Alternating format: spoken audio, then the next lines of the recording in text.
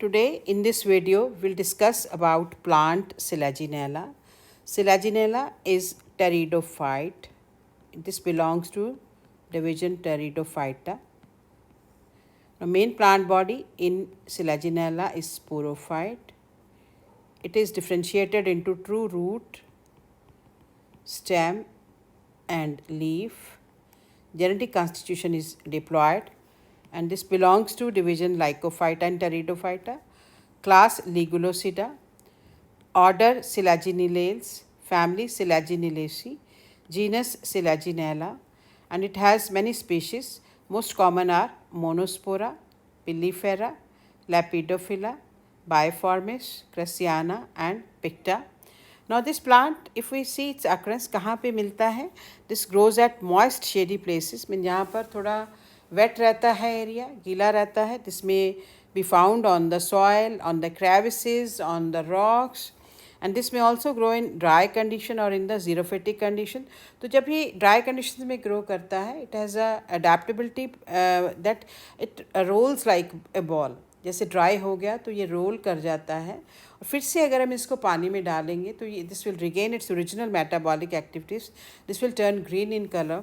So this is called as resurrection plant. Mean this can resurrect its metabolism. So ये market में इसको as a curiosity भी बेचा जाता है कि पानी में डालोगे तो फिर वो ग्रीन हो जाएगा. Some of the plants of Selaginella also grow as epiphyte. Epiphyte है जो प्लांट दूसरों पे ग्रो करते हैं, हम इसको एपीफाइट्स बोलते हैं. तो मोस्टली ये मॉइस्ट शेडी प्लेसेस पे मिलता है, लेकिन कुछ स्पीशीज़ इसकी जीरोफिटिक हो सकती है, कुछ स्पीशीज़ इसकी एपीफिटिक या एपीफाइट्स हो सकती हैं. ना if we see its morphology mean इसके एक्सटर्नल कैरेक्टर्स क्या हैं. तो अगर हम देखें इसका प्लांट, तो ये जैसे हमने कहा कि इसका प्लांट बॉडी जो है स्पोरोफाइट है और वो true root, stem and leaf में डिफ्रेंशिएटेड है. हम देखेंगे ये जो इसका स्टेम पार्ट है तो ये ज़मीन पे ऐसे प्रोस्टेट है और ये ऊपर ब्रांचेस जा रही हैं और ये ब्रांचेस जो है हम देख सकते हैं कि ये प्लांट जो है ऐसे डाइकॉटमसली ब्रांचिंग जा रही हैं. तो मोस्टली इसकी डाइकॉटमस ब्रांचिंग होती है, लेकिन कई बार इसकी स्टेम मोनोपोडियल भी ग्रो करती है. मोनोपोडियल मीन अगर एक स्टेम सीधा ऐसे ग्रो करती है तो हम इसको मोनोपोडियल बोलते हैं. और आप देख सकते हैं कि यहाँ पर जैसे ये डाइकॉटमस ब्रांचिंग हो रही है, यहाँ पर एंगल से कुछ स्ट्रक्चर्स निकल रही हैं. इनको बेसिकली हम बोलते हैं राइजोफोर. राइजोफोर का काम होगा इनको सपोर्ट करना. और राइजोफोर जो है ना तो ये रूट्स हैं क्योंकि इनके ऊपर रूट हेयर्स नहीं है, रूट कैप्स नहीं है, ये पॉजिटिवली जियोट्रॉपिक है. और जैसे ये ज़मीन के कॉन्टैक्ट में आती हैं then they develop root system and this is called as adventitious root system. तो राइजोफोर बेसिकली क्या है? लॉन्ग, सिलेंड्रिकल, लीफलेस स्ट्रक्चर्स, पत्ता कोई नहीं है इनके ऊपर, without root hairs and root caps जो पौधे को सपोर्ट कर रही हैं और इसको अटैचमेंट में हेल्प कर रही हैं. तो यहाँ पर हम देख सकते हैं ये जो रूट सिस्टम है जो यहाँ से निकल रहा है इसको हम बोलते हैं एडवेंटिशियस रूट सिस्टम, जो पौधे को ज़मीन के साथ फिक्स करने में और पौधे के लिए पानी और मिनरल एब्जॉर्ब करने में हेल्प करता है. तो if we see the leaves organization on the stem, तो हम देखेंगे कि यहाँ पर it has two kinds of leaves, smaller leaves and bigger leaves. तो यहाँ पे स्मॉलर फिर बिगर, स्मॉलर फिर बिगर, तो ये ऑल्टरनेट करके ऐसे निकल रहे हैं. तो अगर एक पौधे में दो तरह के लीव्स होते हैं तो हम वर्ड यूज़ करते हैं heterophyllum. Leaves are of two type. तो अगर जैसे कुछ स्पीशीज Selaginella की ऐसी हैं कि जिनमें एक ही तरह के लीव्स होंगे तो हम बोलेंगे homophyllum, leaves of one type. So leaves जो हैं इसके अगर हम देखें सो दे आर स्मॉल हैं, सेसाइल है. सेसाइल का मतलब कि जैसे ये स्टेम है, यहाँ से लीफ निकल रहा है तो वो उसका कोई पिट्यूल वगैरह नहीं है, वो डायरेक्टली लीफ से निकल रहा है, स्टेम से निकल रहा है और उसका कोई स्टॉक नहीं है जिसके साथ वो अटैच्ड है. और इसका शेप जो है लीफ का इट इज़ लैंसियोलेट और हर लीफ में ऐसे एक मिडरिब है, जैसे हम देख सकते हैं ये मिडरिब है. और इसके बेस पे आप देख सकते हैं एक स्ट्रक्चर है, this is called as ligule.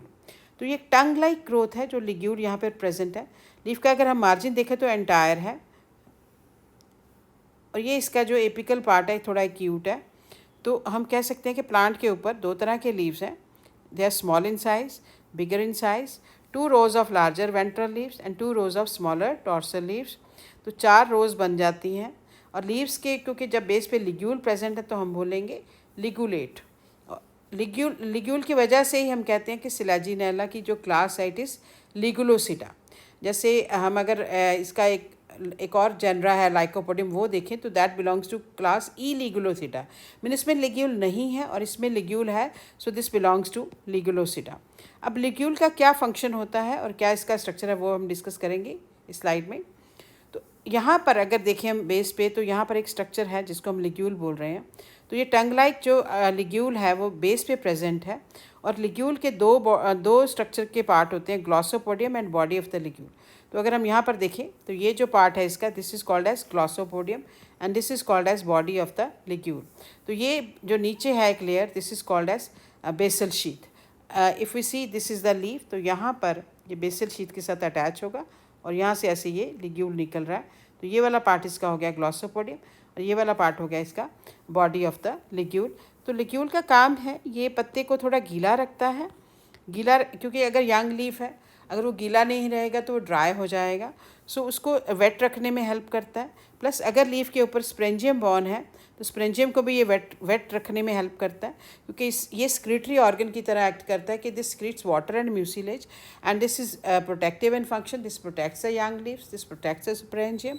So this is about ligule which is present at the base of the leaf. So this is all about morphology of Selaginella plant.